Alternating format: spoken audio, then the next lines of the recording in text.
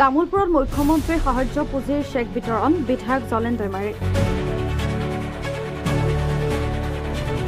তামুলপুৰ জিলাৰ ডুংপাৰস্থিত লক্ষ্মী মন্দিৰ প্ৰাংগণত অনুষ্ঠিত এক সভাত আজি তামুলপুৰৰ বিধায়ক জলেন দৈমাৰীয়ে শতাধিক ছাত্ৰ ছাত্ৰী আৰু ৰোগীৰ মাজত মুখ্যমন্ত্ৰীৰ সাহায্য পুঁজিৰ পৰা আবণ্টিত আৰ্থিক অনুদানৰ চেক বিতৰণ কৰে। চেক বিতৰণ কৰি বিধায়ক দৈমাৰীয়ে কয়, মুখ্যমন্ত্ৰীৰ সাহায্য পুঁজিৰ পৰা পোৱা আৰ্থিক অনুদানে ছাত্ৰ ছাত্ৰীসকলক অধ্যয়ন কৰা বিশেষভাৱে সহায় কৰাৰ লগতে ৰোগীসকলক চিকিৎসাৰ ক্ষেত্ৰত সহায় কৰিব।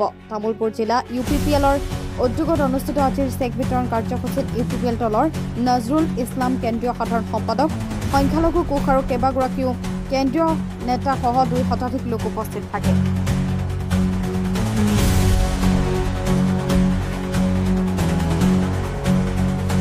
আজি আমাৰ অসমৰ জনপ্ৰিয় মুখ্যমন্ত্ৰী ডক্টৰ হিমন্ত বিশ্ব শৰ্মা ডাঙৰীয়াৰ নেতৃত্বত মই তামুলপুৰৰ বিধায়ক হিচাপে আমি চিফ মিনিষ্টাৰ ৰিলিফ ফাণ্ডৰ পৰা ছাত্ৰ ছাত্ৰী আৰু ৰোগীসকলক আজি ইয়াত 100জনৰো অধিক ছাত্ৰ ছাত্ৰী আৰু ৰোগীক চেক প্ৰদান কৰা হৈছে, যাতে ছাত্ৰ ছাত্ৰীসকলে উচ্চ শিক্ষা ল'ব পাৰে আৰু ৰোগীসকলে যাতে কিছু সহায় হয়, যে মেডিচিন লোৱাত বা কিছু ট্ৰিটমেণ্ট লোৱাত যাতে সহায় হয়।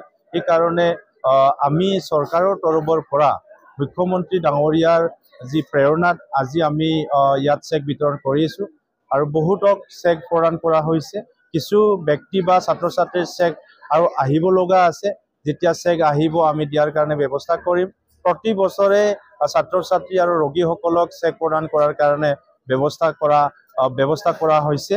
গতিকে নিশ্চয় কিছুমানে নোপোৱাৰ কাৰণে হয়তো কিছু টেনশ্যন হ'ব পাৰে। মই এই ছাত্ৰ ছাত্ৰীক অনুৰোধ জনাম, আমাৰ অহা বছৰৰ বহু ছাত্ৰ ছাত্ৰী আমি চেক প্ৰদান কৰিব লগা আছে আৰু ৰোগীসকলক প্ৰদান কৰিব লগা আছে, গতিকে সকলোকে দিয়াৰ কাৰণে চেষ্টা কৰিম।